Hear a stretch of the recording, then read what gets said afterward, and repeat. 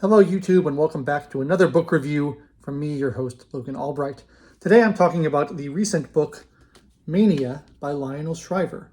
I don't read a lot of recent books. Most of the stuff I read is older, but I discovered Lionel Shriver, who is a female author. I guess this is a pen name on her part. And I discovered her because I saw an interview with her where she was kind of complaining about identity politics in the publishing industry and why authors can't really write what they want to write anymore without considering a bunch of things about what's politically correct and what they're allowed to get away with and the kind of representation that they have to include or not include for fear of cultural appropriation and all those kind of considerations that are kind of getting in the way of people's abilities to tell the stories they want to tell. And I found that interview interesting. And so I looked her up and I saw that she'd written a book called We Need to Talk About Kevin, which I have not read, but I saw the movie adaptation of it and really liked it. It's a very disturbing film, but a very good film. And so I thought I'd check out some of her work. And this is her most recent novel, published in 2024, called Mania. And what this is a very sharp satire. I kind of hesitate to use the word satire because satire to me implies some degree of humor. It's not humorous, but it is a very sharp critique in the vein of like a George Orwell or someone like that, of a whole variety of societal phenomena that are going on right now. And you could the parallels are applicable in a lot of different ways, depending on the kind of thing you care about. But the plot of the novel is it takes place in an alternate present or recent past. It kind of starts in 2011 in an alternate timeline where the big social movement at the time, the big civil rights struggle, is against discrimination on the basis of intelligence. And any kind of word that is used to denigrate someone's intelligence, like stupid or idiot or anything like that, is considered a slur and is not allowed to be used. It's considered hate speech. Anything that implies or says that some people are smarter than other people has to be banned. Tests in school, job qualifications, any IQ tests, anything like that that shows that some people may be smarter than others is taboo. And it's considered the civil rights movement. And people are saying, oh, this is just a bigoted idea, a social construct that some people are smarter than others. It's not true. Everybody has the same intellectual capacity. And the concept is just used to oppress people historically, and we need to get rid of it to make everyone equal. And the protagonist of the story is a woman named Pearson, who is a university teacher. She's not a full professor, but she teaches at a university, and she is having none of it. And that's kind of where we start the book. It's her reaction against the society and her trying to decide what to do about it. Now, this book, we start by saying this book is the kind of thing that is very easy to do badly. I've talked before on this channel about how kind of politically motivated books are often bad because they put the politics ahead of the story and they come off as preachy and they come off as inauthentic and propagandistic. I didn't feel that way about this one. I thought this was done in a very good way, in the same way that like Orwell's books or Aldous Huxley's books or any of those kind of Ray Bradbury's Fahrenheit 451, any of those kind of societal critiques that are done really well. I felt like this one pulls it off, and it pulls it off for a couple of reasons. One of the reasons is that the main character is not this kind of Mary Sue who's always right and who's always likable and who is always on the right side of things. I actually find the main character kind of insufferable and unlikable, and I think that's to the novel's benefit because it prevents the argument from being too one-sided. I didn't like her. I found that she was self-righteous and needlessly antagonistic a lot of the time. And like she talks about how she is not intelligent herself. She's like, I don't think I'm very intelligent, but she has sort of a fetish for intelligence. She sort of puts intelligence on a pedestal in a way that is a little bit off-putting sometimes. She needlessly sprinkles words like hagiographic and antediluvian into her writing, which I found a little bit pretentious. I mean, I like big words as much as the next person, but there's a way of using them that feels organic, and there's a way of using them that feels like showing off. And I feel like there was that. She, goes out of her way to get a university position.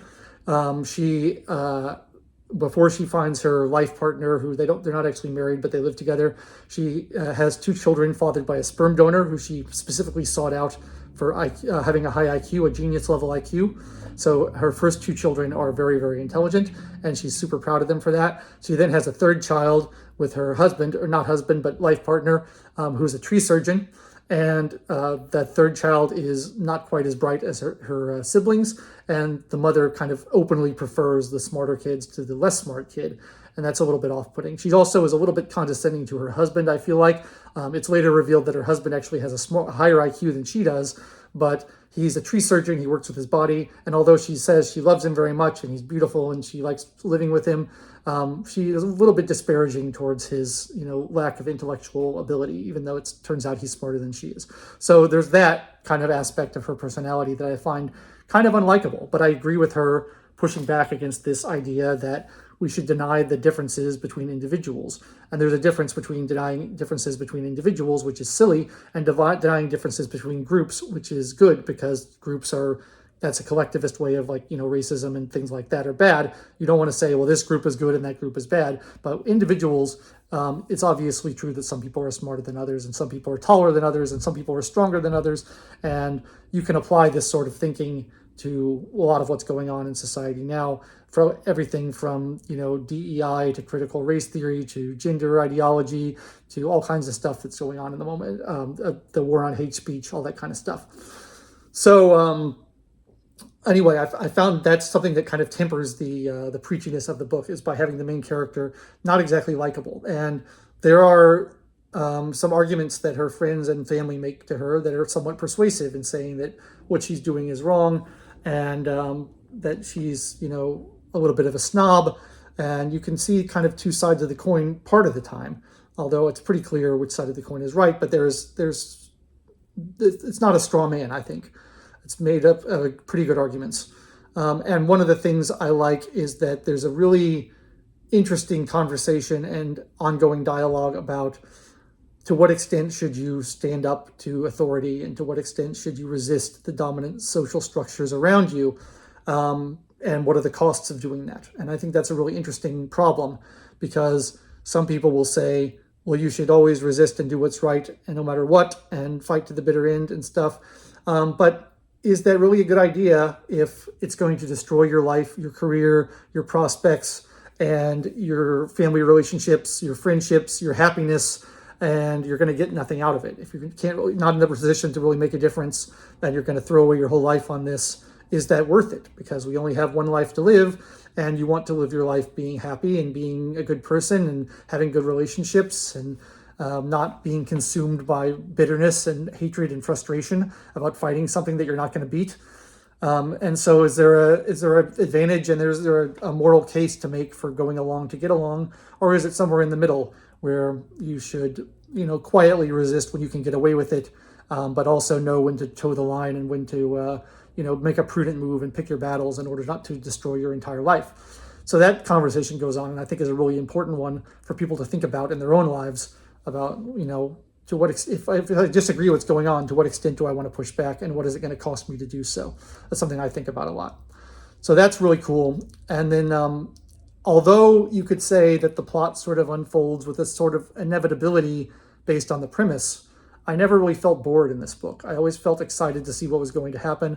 I was always enjoying to see where it was going to go next. And the next chapter, it kind of jumps forward in time, and you get to see the developments in society, and a lot of the things you would predict that would happen actually do happen, but it's not entirely predictable. And the ending in particular was something that I really liked, because it doesn't really, I'm not going to spoil it, but it doesn't really go the way you might expect it to go in the end. So I really enjoyed Mania. I thought it was a great read. I whizzed through it. It's not too long. It's maybe like 275 pages. But I whizzed through it. I read it really fast, and I found it really exciting, and I found it really interesting. And the applicability to a lot of the issues going on in society today was something that I'm interested in. And I'm interested to check out more of Lionel Shriver's work.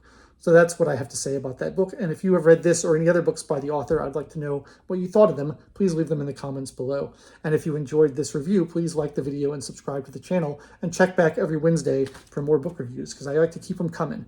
That's all I have to say for today. I've been your host, Logan Albright, and I will catch you next time.